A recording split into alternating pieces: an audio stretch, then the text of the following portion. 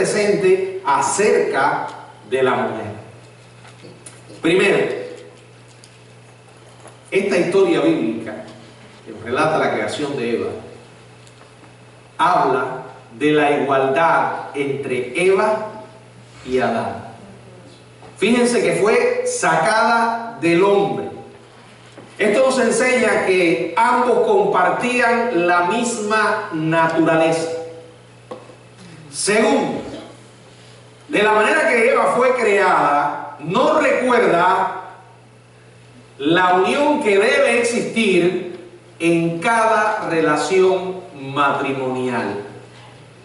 ¿Usted quiere saber cuál es el plan de Dios para el matrimonio? No mire a la sociedad.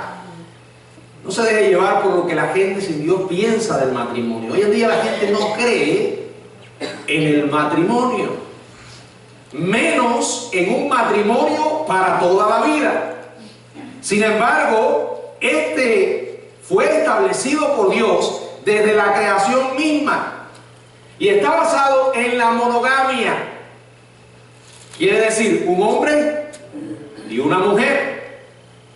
Pero la Biblia relata que no se mantuvo esto así. Pero dijo el Señor, y usted y yo lo vemos en la Biblia, al principio no fue así.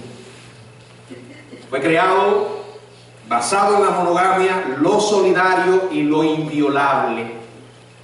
Tercero, las circunstancias de la creación de Eva ilustran cuán significativo es el matrimonio. Eva fue la respuesta de Dios a la soledad del hombre. Dios dijo, no es bueno que el hombre esté solo.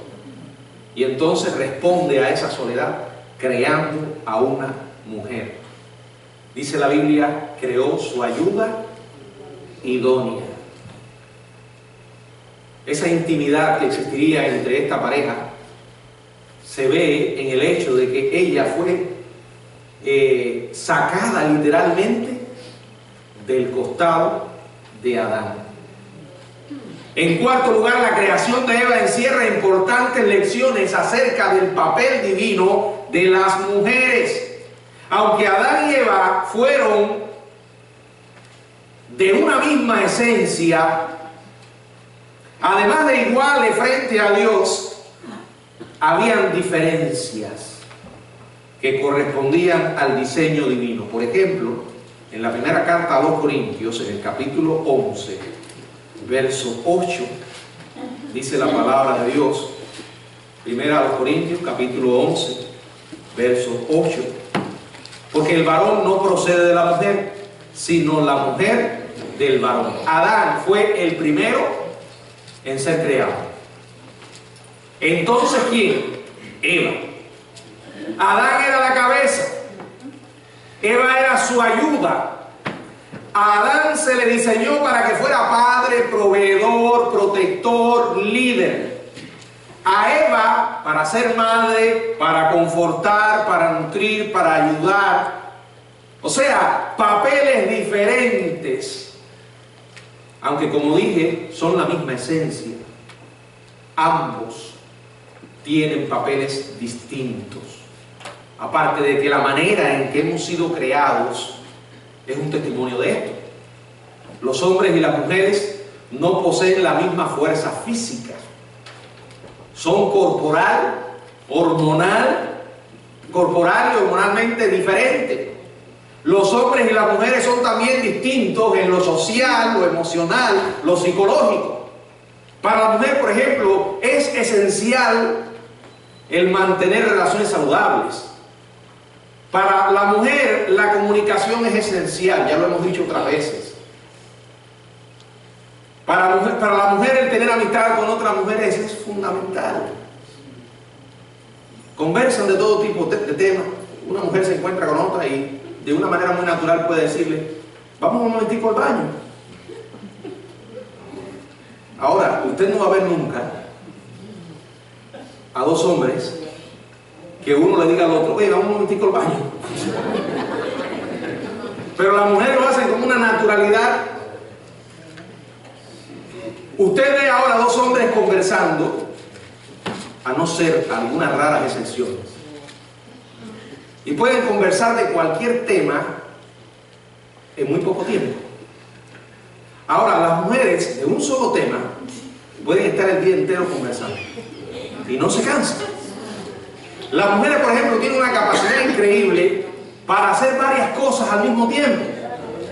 ¿No las han visto? Pueden ir en el teléfono y conduciendo el auto.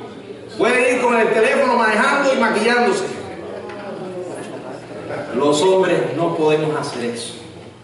Y podría mencionar muchas cosas más, ¿verdad? Somos distintos en lo social, emocional y lo psicológico. Ahora, veamos además la tentación de Eva. Dios la creó. Ahora veamos la tentación de esta primera mujer. Dice el verso 25 en el capítulo 2, verso 25. Y estaban ambos desnudos. Así termina el capítulo 2. Y estaban ambos desnudos, Adán y su mujer, y no se avergonzaban. O sea, una relación transparente, ausencia de pecado. Pero miren lo que ocurre. A partir del capítulo 3, del 1 al 7, donde ya leímos, pero la serpiente era astuta, más que todos los animales del campo que Jehová Dios había hecho. La cual dijo a la mujer: con que Dios os ha dicho, no comáis de todo árbol del huerto.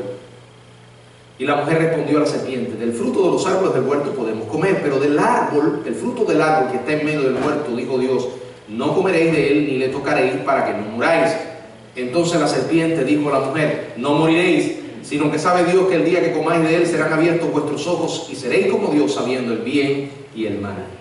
Y vio la mujer que el árbol era bueno para comer y que era agradable a los ojos y algo codiciable para alcanzar la sabiduría, y tomó de su fruto y comió, y dio también a su marido, el cual comió así como ella.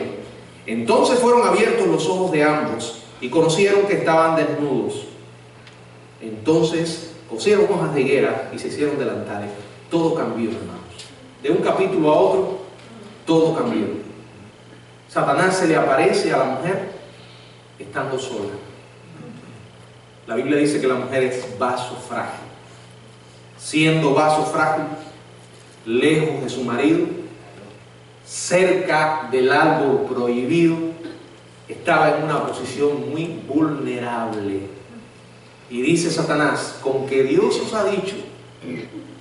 O sea, aquí encontramos lo que podemos llamar el modus operandi del diablo.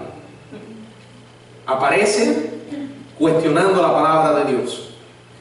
Aparece sembrando dudas en la mente de Eva acerca de lo que Dios ha dicho. Pero este modus operandi sigue funcionando, no ha cambiado. Él viene torciendo la palabra de Dios. Con que Dios os ha dicho, no comáis de todo árbol del huerto. Bueno, Dios había dado la orden, pero de una manera positiva. Fíjense en el capítulo 2, versos 16 y 17. Y mandó Jehová Dios al hombre. Ahora piensen lo que estamos leyendo. Esto es una conversación entre Dios y el hombre. Eva todavía no estaba en escena. Y mandó Jehová Dios al hombre diciendo: de todo árbol del huerto podrás comer, mas del árbol de la ciencia del bien y del mal no comerás, porque el día que de él comieres ciertamente morirás. Dios lo pone de una manera positiva, pero el diablo lo pone esta orden de una manera negativa. ¿Verdad? Con que Dios ha dicho, no comerán de todo árbol del huerto. Estaba tratando de que Dios sonara como un Dios mezquino. Ahora, ¿cómo se enteró Eva de esta prohibición? Probablemente por Adán. Génesis capítulo 2, donde leímos versos 16 y 17, señala que Dios hizo esta prohibición previo a la creación de Eva. Hace esta prohibición en un momento en que Adán era el único receptor. La protección y la instrucción de Eva era responsabilidad del cabeza de familia, Adán. Y cuanto más lejos estuviera Eva de Adán, más expuesta estaba. Y contrario a la declaración de Eva cuando dijo en el verso 3: pero del fruto del árbol que está en medio del huerto, no comeréis de él ni le tocaréis para que no muráis, Dios en ninguna parte le había prohibido al hombre que tocara el árbol. Él le dijo, no comerán. Me gusta pensar que Adán, para proteger a Eva, le haya aconsejado no solo que no comiera, sino que además no tocara el fruto prohibido. Ahora Satanás cita incorrectamente la palabra de Dios. Lo que Dios le dijo a Adán fue, y vuelvo a leer, verso 17, capítulo 2, mas del árbol de la ciencia del bien y del mal no comeréis, no comerás, porque el día que de él comieres ciertamente morirás. Esto era lo que Dios le había dicho a Adán. La réplica de Satanás a Eva fue, en el verso 4, no moriréis. Fíjense. Y luego sigue confundiendo a Eva, verso 5. Sino que sabe Dios que el día que comáis de él serán abiertos vuestros ojos y seréis como Dios sabiendo el bien y el mal. Esto es una verdad, ya lo dije, parcial. Una verdad a media. Si Eva comía, sus ojos serían abiertos al conocimiento del bien y del mal. En otras palabras, ¿qué iba a pasar? Que ella iba a perder su inocencia. Pero en estas palabras está la mayor de todas las mentiras. En el verso 5, seréis como Dios. La vieja mentira, la mentira más antigua. Una mentira que se sigue repitiendo una y otra vez y la gente se la sigue creyendo. Porque está diseñada para despertar en el corazón humano un deseo equivocado de llegar a ser como Dios. Y como no puede llegar a ser como el Dios verdadero, el Dios de la Biblia, el hombre se ha instaurado a sí mismo su propio Dios. Es lo que vemos hoy en el humanismo, que no es más que una adoración del ser humano. Seréis como Dios. Comer la fruta la haría, y de hecho la hizo, más parecida al diablo, caído, corrupto y condenado. Eva fue engañada, verso 6. Y vio la mujer que el árbol era bueno para comer y que era agradable a los ojos y algo codiciable para alcanzar la sabiduría, y tomó de su fruto y comió, y dio también a su marido, el cual comió así como ella. Ella come y después de comer le da a su marido. Y Adán sí había escuchado directamente de Dios la prohibición. Y entonces, ¿qué ocurrió? En la carta a los Romanos, en el capítulo 5, verso 12, nos describe las implicaciones de este acto de desobediencia. Implicaciones que llegan hasta nosotros. Dice Romanos capítulo 5, verso 12, por tanto, como el pecado entró en el mundo por un hombre, fíjense que no dice por una mujer, por un hombre, y por el pecado la muerte, así la muerte pasó a todos los hombres, por cuanto todos pecaron. Aquí no dice por una mujer. Dios había colocado a Adán como una especie de representante, de delegado legal para sí mismo, para su esposa y para toda su descendencia delante de Dios. Él representaba a toda su descendencia. Por eso cuando Adán peca, como nuestro representante, caímos con él. Pero ¿qué culpa tengo yo de lo que hizo Adán? Bueno, heredamos una naturaleza pecaminosa. Es lo que llamo pecado por herencia. Pero por práctica también. Cuando llegamos a tener una conciencia del bien y del mal, entonces decidimos pecar. No se crean, sin embargo, que porque el pecado de Eva no vayan a pensar que el pecado de Eva no fue tan trascendental como el de Adán.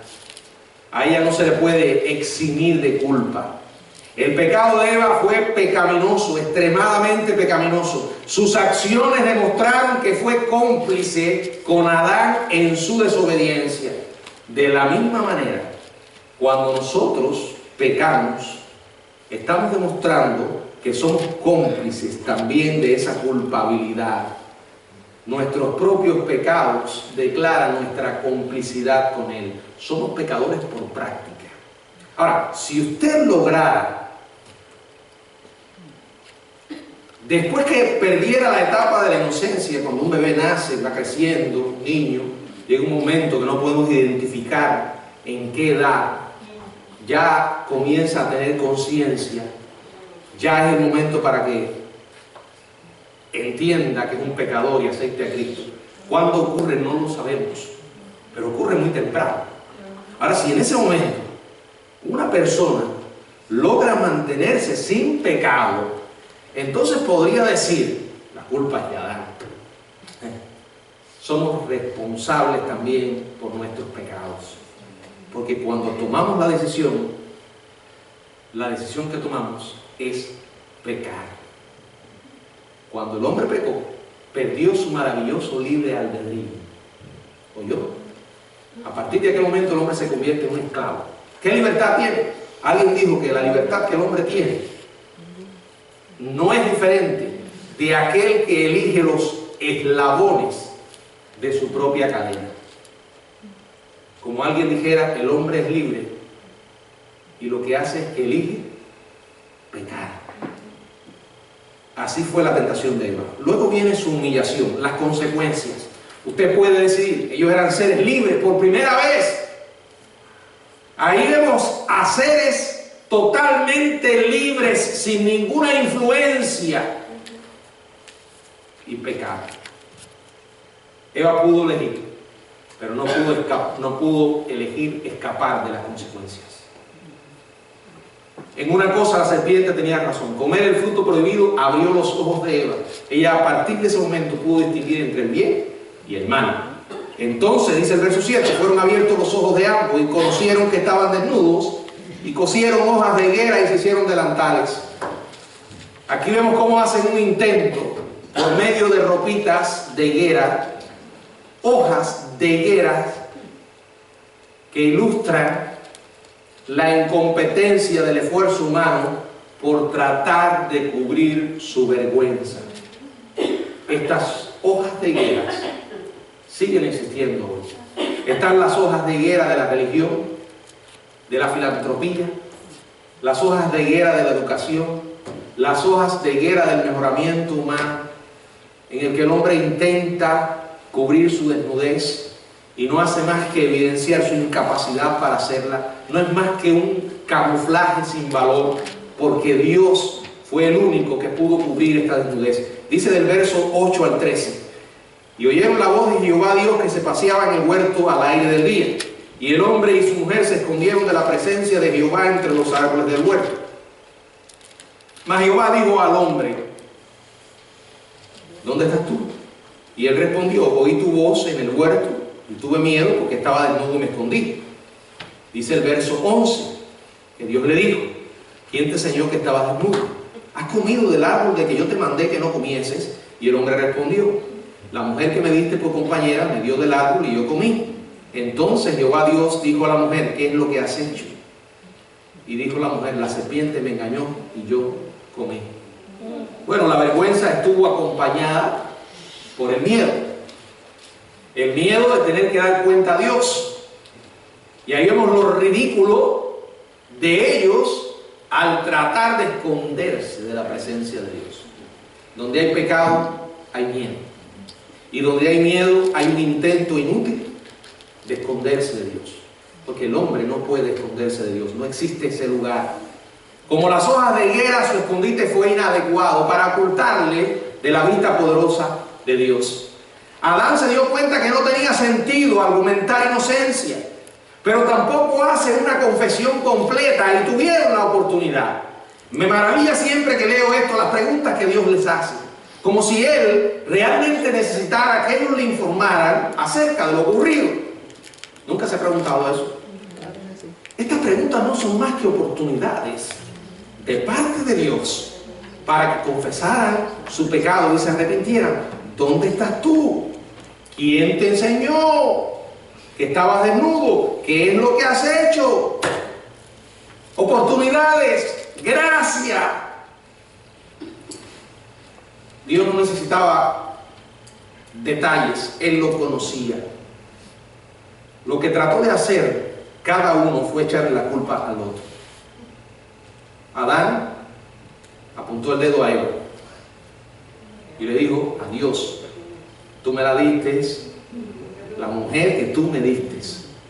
Eva apuntó el dedo a la serpiente, ¿verdad? La serpiente me engañó y comí. Esto no existía antes, pero la historia se sigue repitiendo. Las palabras más difíciles de pronunciar hoy por el ser humano pecador es: he pecado, soy responsable de lo que he hecho. Es más fácil buscar un culpable, el que sea, aunque se trate del mismo diablo. Miren, no importa qué medio emplee el diablo para inducirnos a pecar, la responsabilidad del acto mismo siempre reside y va a residir en el pecador, en nadie más. Aunque el diablo puede seducirnos, puede invitarnos, él no puede obligarnos a pecar.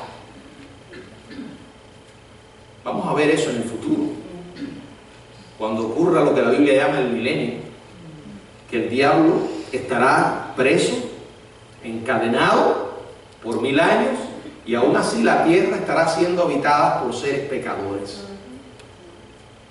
Las palabras de Adán y Eva fueron suficientes para condenarlos.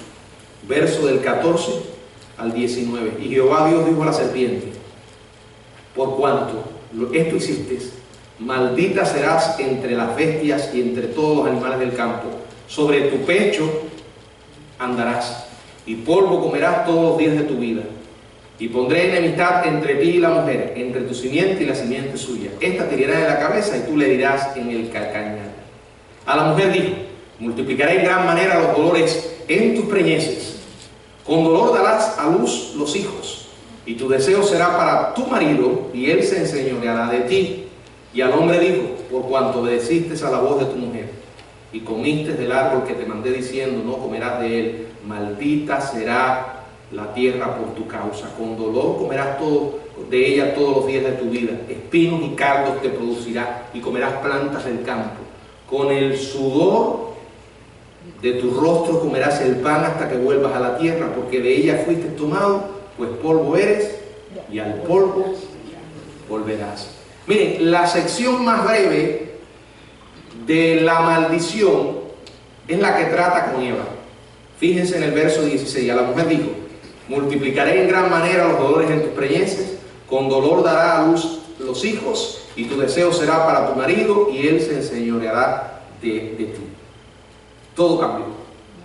Ahora estos seres habitaban en un mundo caído. Tristeza, pena, dolores físicos que formarían parte de la rutina diaria de la mujer. Y en el parto, el dolor y la angustia, dice que serían ¿qué? Multiplicados en gran manera. Y dice la segunda parte del versículo: y tu deseo será para tu marido, y él se enseñoreará de ti. Antes que Adán cayera, su liderazgo era siempre sabio, cariñoso, tierno. Antes que Eva pecara, la sumisión de ella era un ejemplo perfecto de mansedumbre y de modestia. Pero con la caída, todo cambió. Ahora comenzaría la mujer a irritarse bajo la autoridad de Adán y desearía dominarlo. Esto no se ha acabado todavía. La tendencia masculina sería sofocar de manera áspera y dominante a la mujer. Pecado, pecado. Sin embargo, el juicio de Dios contra Eva está lleno de gracia. Ella podía muy bien haber sido destruida o destinada a vagar por el mundo, un mundo donde sería difícil sobrevivir para ella sola. Y en vez de eso, ¿qué le permite? Seguir con Adán. Él continuaría cuidándola. Seguiría siendo su compañera, aunque la relación ahora estaría afectada por lo que llamamos tensiones. En el peor de los casos, Dios pudo haberle prohibido a Eva tener hijos. Sin embargo, aunque su existencia iba a ser dolorosa, ella sería madre de todos los vivientes. Eso es gracia. Verso 20. Y llamó a Adán el nombre de su mujer Eva, por cuanto ella era madre de todos los vivientes. Y en esa expectativa, ella iba a contener un rayo de esperanza para toda la raza humana, porque de ella, de su simiente, vendría el Salvador. ¡Qué esperanza! ¡Qué bendición! Ahora, el pecado no solo tuvo consecuencias para Adán, para Eva, sino para todo el mundo, para todo el medio ambiente.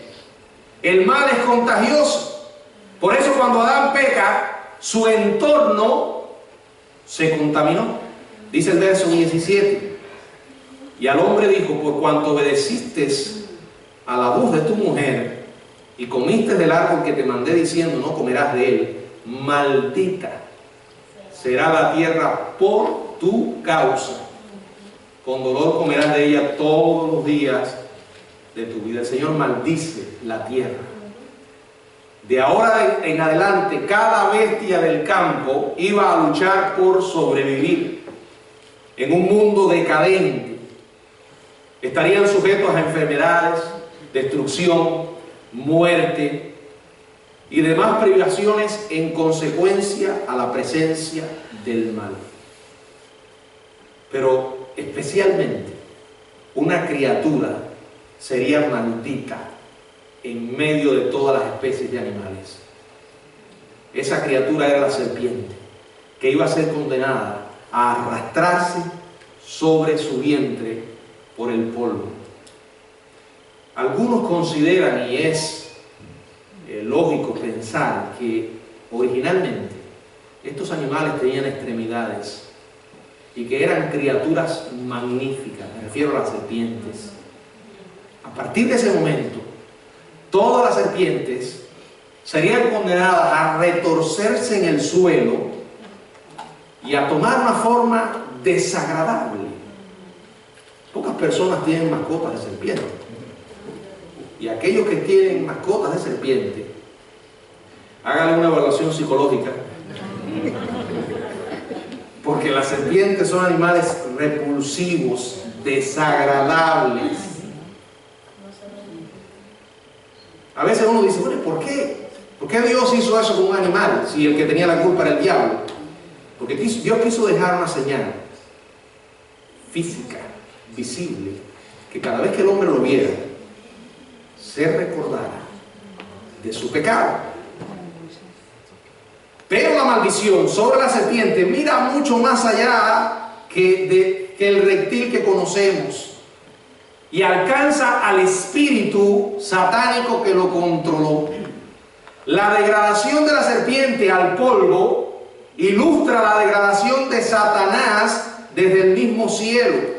La Biblia dice en Isaías 14:12, Isaías 14:12: como caíste del cielo, oh lucero, hijo de la mañana, cortado fuiste por tierra, tú que debilitabas a las naciones. O sea, aquí está hablando del diablo.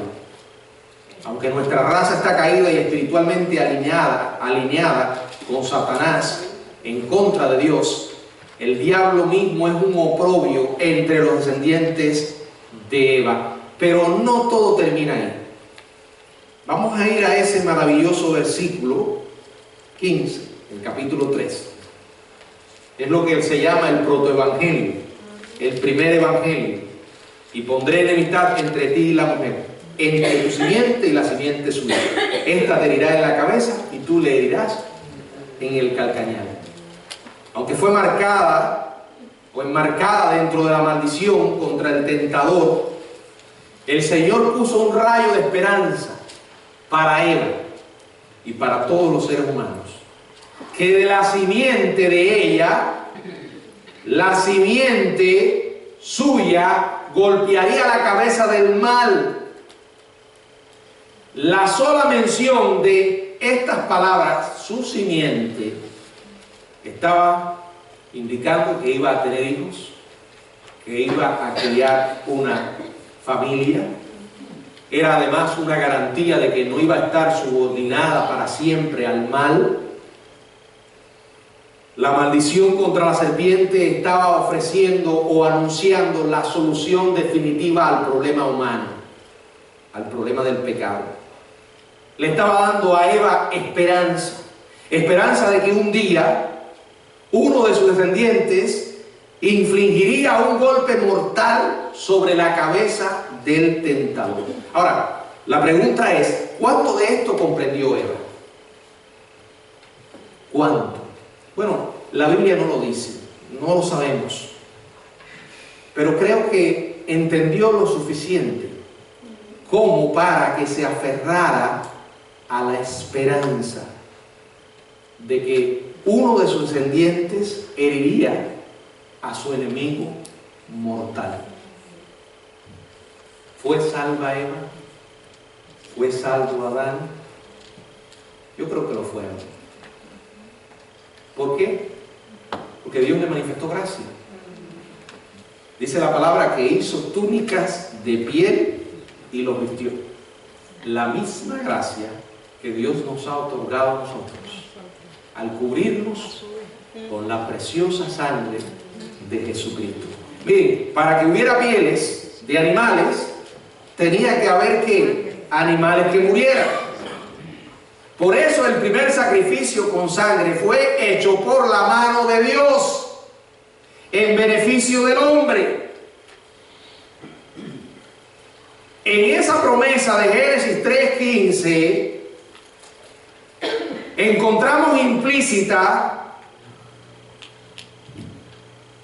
la promesa de que su pecado y todas las consecuencias un día serían vencidos y erradicados. Sabemos que esto involucra el envío del Hijo de Dios para restaurar el daño ocasionado por el pecado. Es una historia. Quiero explicar algo. Esto que acabamos de leer es historia. No es alegoría. No es un cuentecito de hadas.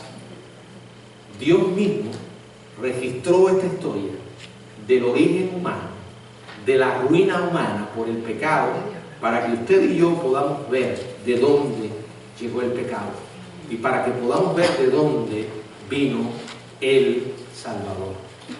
La primera mujer pecó, pero Dios le otorgó gracia y por esa gracia tuvo esperanza. Por la misma gracia que usted y yo hoy podemos gozar de la esperanza en Jesucristo. Que el Señor nos bendiga, hermanos.